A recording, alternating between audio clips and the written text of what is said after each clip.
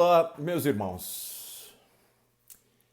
Era uma vez, e eu me lembro sempre quando eu começo uma história assim, da nossa queridíssima irmã Ione, de quem temos muitas saudades dos cânticos no nosso querido Centro Espírita Seluz, junto com os demais colegas e todas as pessoas da plateia. Mas voltemos ao assunto. Era uma vez, no ano de 1375. Temos Eulália, uma moça feliz, alegre, disposta, festeira. Ela se apaixonou perdidamente por um auxiliar de marcenaria de nome José Antônio, da marcenaria do pai. Naqueles encantos juvenis, ela se apaixonara por esse rapaz, mas por questões familiares, na época, ela era prometida de Diogo Silva, um senhor plantador de oliveiras, de boas posses, rico, 20 anos mais velho que Eulália. Nesta situação, Eulália e José Antônio planejam fugir para a Espanha. Naquela época isso era possível e eles pensavam em viver felizes para sempre naquela região da Espanha. No entanto, morando ali na região entre Lisboa e Coimbra, decide Eulália, por medo de represálias que Diogo Silva, pela sua condição financeira privilegiada, pudesse vir a persegui-los, ainda que eles tivessem fugido para a Espanha, e Eulália, em dado momento, num momento em que via que Diogo iria beber um vinho, derrama veneno poderoso na taça de vinho de Diogo. Diogo bebe aquela bebida na confiança de que está entre pessoas amigas, queridas, e vem a falecer com sofrimentos terríveis, com todo o seu aparelho digestivo corroído pelo veneno. E assim encerra Diogo Silva a sua passagem terrena e passamos para um outro momento. Eulália vai viver a sua vida naquela existência, mas passamos a ter agora um compromisso, um enlace, uma responsabilidade pelo comportamento de Eulália. E aí, de 1375, passamos para o ano de 1806. Acompanhem esses intervalos no plano espiritual, na reticidade, enfim, momento de preparação para uma nova vida. 1806, renasce o nosso personagem, ou a nossa personagem, Eulália, com esse compromisso com o Diogo Silva, aquele a quem ela havia assassinado. Essas nossas três personagens nascem como irmãos: José Antônio, Eulália e Diogo Silva. José Antônio, cedo, vai-se embora para a América. Estamos agora na França com estas três personagens. José Antônio vai-se embora para a América fazer a vida e nunca mais retorna. Ficam na família abastada, rica, estes dois irmãos, Eulália e Diogo Silva. Em dado momento, por uma questão de um acidente, numa estrada esburacada, falecem os pais destes dois irmãos, Eulália e Diogo. Mas, por esses desencontros do passado, por esse espírito da Eulália criminoso já de outra vida, ela, querendo ficar com toda a fortuna da família, resolve assassinar Diogo. Segunda vez que Eulália assassina Diogo. Repararam? 1375, 1806, e de novo Eulália cai na armadilha de se envolver num novo assassinato. Não resiste a essa tentação, provavelmente por muitas influências, mas essencialmente pelo que ela própria carrega no seu espírito.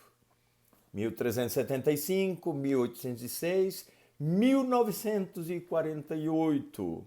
1948 renascem estes dois que vêm se envolvendo nestes problemas de quantos séculos atrás. Renasce Eulália. Renasce Eulália com muitos problemas de saúde, acompanhada por José Antônio na figura de pai.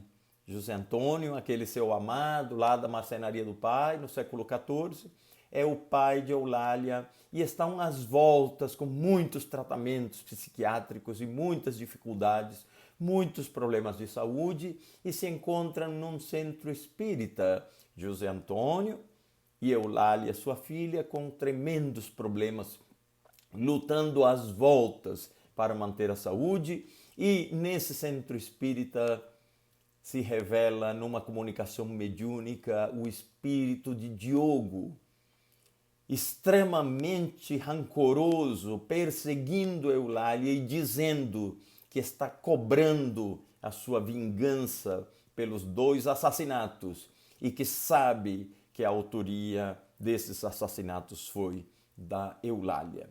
Vejam então a perseguição pavorosa que Eulália sofre, e ela também vem a falecer depois de muitos problemas de saúde e também por essa perseguição espiritual promovida por aquele que se sentiu assassinado por 2 vezes por Eulália. 2005, 2 crianças nasceram, unidas pelo peito, pela região do tórax, e uma dezena de profissionais no interior do Brasil lutando para fazer a separação destes 2 corpinhos infantis, destas 2 crianças que nasceram dessa forma, unidas pelo tórax, como que indicando a necessidade da solução dos problemas advindos do coração, das traições, enfim, ocorridas nesses 2 espíritos.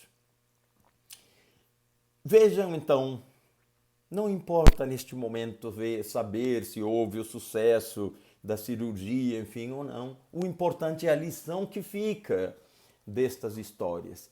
Esse início de uma história, esse era uma vez,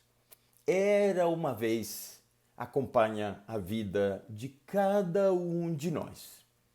Acompanha a vida de cada um de nós. Cada um de nós, meu irmão, você que me vê e me escuta, eu, meu pai, minha mãe, meus irmãos, as pessoas com quem me relaciono, todos nós temos uma história de era uma vez.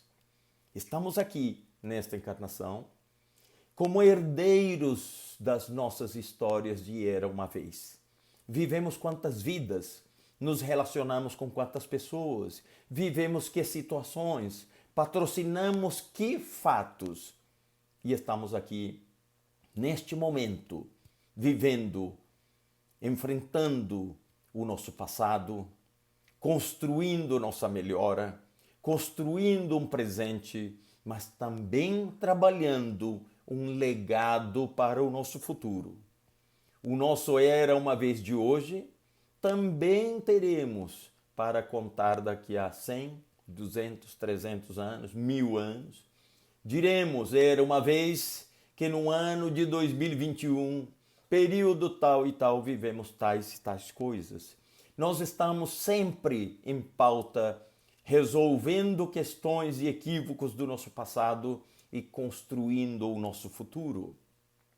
Nenhum de nós é inocente em nada do que vivemos, em nada do que vivemos. O que estamos hoje resolvendo para o futuro ou o que estamos construindo de novelos e de dificuldades para o nosso futuro? Estamos resolvendo já o que não queremos mais sofrer no futuro? Lembremos da lição de Jesus. Lembremos da lição de Jesus em Mateus 5:25, quando nos diz: reconcilia-te com o teu adversário enquanto estás no caminho com ele. Enquanto estás no caminho com ele. Perdoar é um dever que todos nós temos para com todos aqueles que nos acompanham no caminho. Nós temos o dever de perdoar, porque se nós não perdoamos, nós assumimos uma responsabilidade por não haver perdoado. É a recomendação de Jesus. Perdoar o inimigo 7 vezes, 70 vezes, 7 vezes e por aí vai. Não é isso? Todos nós sabemos da lição de Jesus. E quando nós somos os devedores, procuremos aquele nosso adversário, aquela pessoa a quem consideramos que é responsável pela nossa infelicidade e resolvamos no caminho essas nossas pendengas para chegarmos a bom termo, para chegarmos ao porto, fim da nossa caminhada, o fim da nossa caminhada, mais felizes, mais tranquilos. Porque olha, façamos o que façamos, nós teremos que resolver essas nossas pendengas.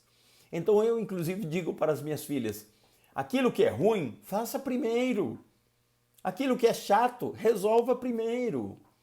Lembra quando nós estávamos na escola e tínhamos aquele montão de deveres que os nossos professores nos deixavam para um final de semana? Aqueles problemas de matemática para resolver, aquele mapa por desenhar, aquelas coisas todas, lembra?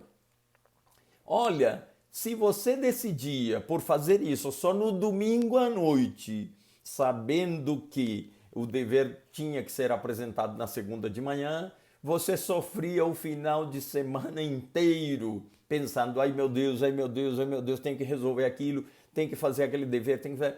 E tudo o que você fazia para se divertir estava tisnado, manchado, alcançado pela preocupação daquele dever que você tinha que fazer. Em outra ocasião, você, de uma maneira muito mais certeira, muito mais eficaz, fala, olha, sabe do quê? Eu vou ter que fazer mesmo. Então vou logo sentar sexta-feira à noite, ninguém me convidou para nada. E você fazia aqueles deveres todos.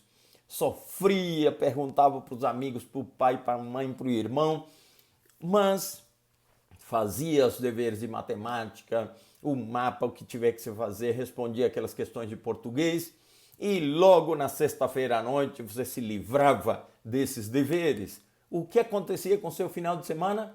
Você vivia o seu final de semana dobradamente feliz, porque estava vivendo aquele passeio, aquela piscina, aquela ida no rio, aquela conversa com os amigos gostosamente e lembrando que os seus deveres estavam resolvidos. Não é muito mais feliz você viver seus momentos, seus dias, seus horários e suas histórias com os seus deveres resolvidos? Então, aquilo que é chato, aquilo que é difícil, aquilo que é um dever, aquilo que é uma tarefa, enfrentemos logo, porque aí já nos desfazemos desses encargos, não é isso? Fiquemos atentos, oremos, vigiemos nossas vidas, fiquemos muito atentos àquilo que precisamos fazer e resolvamos logo. Essa é a orientação, lembra? Está lá em Mateus também, 26:41, vigiai e orai. Jesus nos recomendou, Jesus nos disse tantas coisas boas, então pensemos que as histórias do Era Uma Vez são nossas também. Era uma vez Juan que viveu em 1000 e não sei quanto e fez isso, isso e aquilo. Eu certamente não posso culpar ninguém pelas situações de vida que vivo hoje. Ninguém. E tenho que agradecer maravilhosamente a Deus pelas oportunidades, das adversidades, dos desafios, porque é Deus, nosso Pai amoroso, que nos coloca de frente àquelas situações que nós temos que resolver para sermos mais felizes. Todos os nossos desafios, todas as nossas dificuldades são situações maravilhosas que esse Pai amadíssimo nosso, que está o tempo todo observando a nossa situação, nos coloca para justamente irmos de degrau em degrau na sua direção, para o seu regaço de amor. Não reclamemos, não queiramos que as dificuldades se afastem de nós, porque as dificuldades são degraus pelos quais devemos, olha o dever aí, devemos passar para que aquilo nunca mais exista em nossas vidas. Eu pergunto, você tem uma dívida, esse credor vive à sua procura, vive buscando você ele encontrar e você passa a dificuldade e às vezes é uma cobrança agressiva e você se esconde, você se esquiva e você vive nessa tensão. Não é melhor logo você ter o dinheiro ou enfim o valor, o objeto com que quitar aquela dívida e você poder abrir a porta da sua casa feliz, caminhar pela rua descansado? É claro que nós todos sabemos que essa sensação é melhor. Então, todos os desafios que enfrentamos hoje, todas essas dificuldades que temos, olha aí a nossa história da Eulália, quantos problemas de saúde, e ela nessa última encarnação, depois de separada, nasceu como irmão siamês daquele que ela assassinou em outras vidas, depois de separada, vive uma vida com tremendas limitações mentais, não consegue falar, não consegue se movimentar, não consegue expressar. E aí, essa historinha está num livro de causos do Dr. Nubor Fakuri, em que ele diz que ele, como neurologista e neurocirurgião, tratava dessa criança já por 9 anos e mal conseguia expressar a sua vontade, porque todas as vezes em que Eulália conseguia expressar a sua vontade e ter domínio das suas faculdades mentais e do seu corpo físico, ela havia provocado muito mal a irmão seu, a pessoa querida, a pessoa amada, a pessoa próxima, que era no caso o Diogo Silva. Então hoje, o que nós vivemos não é nada mais do que resultado direto daqueles comportamentos nossos de outros tempos. Então não somos inocentes pela vida que temos, pela dificuldade que sofremos e por onde estamos hoje nesta existência. Aliás, é a oportunidade que Deus nos dá, porque nesta vida nós não estamos de férias, estamos a trabalho. E se a trabalho estamos, nós devemos saber que temos que enfrentar e resolver os deveres do dia, os deveres da semana, a tarefa que Jesus nos encomendou, Ele, padrinho de todos nós, muito próximo de nós nesta encarnação, que está o tempo todo nos auxiliando, nos orientando, nos prestigiando cada ideia boa que temos de enfrentar as nossas tentações, de enfrentar nossas más inclinações, de enfrentarmos aquela mudança que precisamos fazer para vivermos melhor logo daqui a pouco ou em outra existência. Nenhum de nós se furta à justiça divina. Nenhum de nós recolherá cada espinho que tivermos espalhado na nossa própria vida ou na vida de todos aqueles que nos rodeiam. Aliás, pela história de Eulália, de Diogo e de José Antônio, sabemos que todos aqueles que estão à nossa volta, todos têm alguma relação conosco. Ou de equívocos do passado, ou de sintonia vibratória com aqueles que nós precisamos também crescer. Muitas vezes podemos ter, inclusive, a presença de alguém na nossa vida, um irmão, um pai, uma mãe, um amigo, alguém que na verdade vem nos dar uma força, sem nenhum compromisso conosco, mas por amor, por carinho, por frequência vibratória que aquele irmão amoroso tem para com todos os que os rodeiam, vieram nos presentear com as suas presenças. Então, saibamos nós que estamos o tempo todo numa relação com todos aqueles que nos envolvem por uma questão de sintonia, pelos nossos equívocos do passado ou por aqueles que vêm nos auxiliar amorosamente para que continuemos de uma forma melhor a nossa caminhada. Então, compreendamos hoje, mas é hoje que todos nós temos uma história de era uma vez e hoje estamos num cenário recuperando histórias do passado, mas sempre com aquela possibilidade maravilhosa de fazermos bem os nossos deveres. Saibamos nós que a responsabilidade pela nossa caminhada é nossa. Apenas nossa, não é do nosso pai, da nossa mãe, do nosso irmão, marido, esposa, filho, de quem quer que seja. Não, a responsabilidade é exclusivamente nossa. Então, procuremos aquele irmão que tem uma tendência maior à depressão, à tristeza, à melancolia. Não façamos dessa maneira. É Deus que está nos permitindo, com aquele cenário em que nos encontramos, com aquela dificuldade que enfrentamos, com tudo aquilo que nos rodeia, é Deus agindo na nossa vida. É Deus cuidando de nós como seus filhos bem-amados, nos dando a oportunidade de ir adiante. Aquela situação, por mais difícil que possa parecer, é exatamente o desenho, o cenário, a aula, a matéria, a disciplina que precisamos vencer, em relação à qual precisamos sair aprovados, e daí certamente auriremos muito mais alegria e felicidade logo ali no futuro, na historinha, no era uma vez da nossa existência, da nossa evolução. No livro O Céu é o Inferno tem um código penal utópico que Allan Kardec colocou e tem lá 30 e tantas lições. Código Penal da Vida Futura, chamou Kardec a essa lista de 33 orientações, ou aquilo que seriam artigos, né, desse Código Penal que ele sugere, mas no final, nessa 33ª posição, diz assim Kardec, no livro O Céu e o Inferno. Depois vocês procuram Código Penal da Vida Futura. Diz lá, em que pese a diversidade de gêneros e graus de sofrimentos dos espíritos imperfeitos, o Código Penal da Vida Futura pode resumir-se nestes 3 princípios. 1. O sofrimento é inerente à imperfeição.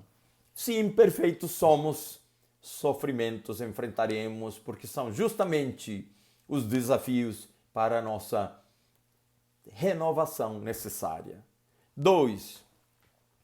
Toda imperfeição, assim como toda falta dela promanada, traz consigo o próprio castigo nas consequências naturais e inevitáveis. Assim, a moléstia pune os excessos e da ociosidade nasce o tédio, sem que haja mister de uma condenação especial para cada falta ou indivíduo. 3. Podendo todo homem libertar-se das imperfeições por efeito da vontade, pode igualmente anular os males consecutivos e assegurar a futura felicidade. A cada um segundo as suas obras, no céu como na terra, tal é a lei da justiça divina. A cada um segundo suas obras. Olha que profundidade isso. Olha que maravilha que a gente possa ler uma frase que seja dos nossos livros espíritas e sair por aí meditando, pensando a respeito dessa frase na nossa vida. Não vamos ficar querendo corrigir a vida dos outros a partir do que nós temos de conhecimento. Tal é a lei e a justiça divina, a cada um segundo as suas obras. Portanto, para cada um de nós, a felicidade será proporcional e consequente das nossas obras, do enfrentamento que fazemos, da reação que temos aos desafios e aos momentos da vida. Olha que maravilha! Isso é uma oportunidade maravilhosa de dizer obrigado, Deus, porque sou eu o construtor da minha felicidade, porque sou eu o responsável por tudo quanto me acontece. Porque o Senhor me dá 1000 oportunidades, me dá 1000 encarnações, ou 2000, ou quantas necessárias forem, para um dia chegar a ser um espírito de luz, para um dia palmilhar a estrada que Jesus trilhou e vem trilhando e continua a evoluir, para um dia agradecer como Jesus merece por tudo aquilo que está fazendo, está fazendo e fará ainda por cada um de nós. Para um dia merecer todo o amor de todas aquelas pessoas que estão à minha volta, para um dia reconhecer a grandeza de todos aqueles que me ajudaram a despeito dos espinhos que eu lancei nos corações de todos eles.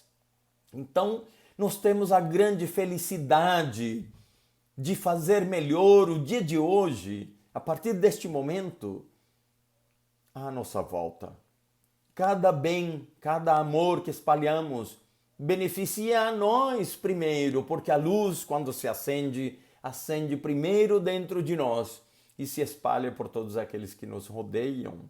Então, meus irmãos, saibamos que nós estamos na construção da nossa história do Era uma Vez. E estamos transformando nossas vidas a cada dia e depende de nós que essa história seja mais curta, que tenha menos páginas, que não demore tanto para, no fim, todos foram felizes para sempre. O que estamos fazendo hoje para apressar, aligeirar, acelerar um pouco mais esse fim desse livro, que esse fim nunca virá exatamente porque nós sempre estaremos evoluindo, mas certamente quando galgarmos a condição de espíritos elevados, já não teremos todos esses sofrimentos que padecemos hoje e que parecem que são eternos, quando falamos em uma doença, quando falamos em uma tristeza, quando falamos em melancolia, em depressão, enfim, esses sofrimentos nos parecem eternos, esses sofrimentos, mas podemos acelerar que todas essas vivências passem, podemos chegar um pouco mais rapidamente a essa parte difícil da história do nosso Era uma Vez. Então, meus irmãos, que essa lição fique como algo para motivar nossos corações e nos deixar mais felizes, mais confiantes, mais dispostos a enfrentar esses deveres logo hoje, como dizíamos, na noite de sexta-feira, para que possamos desfrutar o nosso final de semana dobradamente felizes no encontro com todos aqueles que nos amam, no encontro com todos aqueles que nos rodeiam, compreendendo que cada um, o nosso filho, irmão, esposa, esposo, tio, vô, mãe, cada um está construindo a sua história do Era uma Vez, trabalhando incessantemente no seu interior, mudando a si próprio e por isso muitas vezes não nos dão toda aquela atenção que desejaríamos que nos dessem, mas eles estão também lutando a braços, com dificuldades mil, e por isso nem sempre conseguem nos ajudar, porque às vezes não têm forças para nos ajudar. Que nesses momentos nós nos disponhamos a ajudar e ajudemos aos outros, porque nesse exercício do amor também conseguiremos libertação para nossas dificuldades, os nossos sofrimentos, já que compreenderemos que todos somos irmãos e que todos podemos amar muito mais do que estamos amando neste momento, tá bem? Então, que fique essa lição de esperança, de fé, de carinho pela nossa história e de todas as possibilidades que temos para chegarmos ao final feliz um pouco mais rapidamente, dependendo de nós que façamos os deveres daquela semana na noite de sexta-feira. Que Deus abençoe a todos, que Deus abençoe o coração de cada um e que saibamos nós que somos filhos muito amados de Deus, somos irmãos muito queridos e muito bem acompanhados por Jesus. Que Deus abençoe a todos.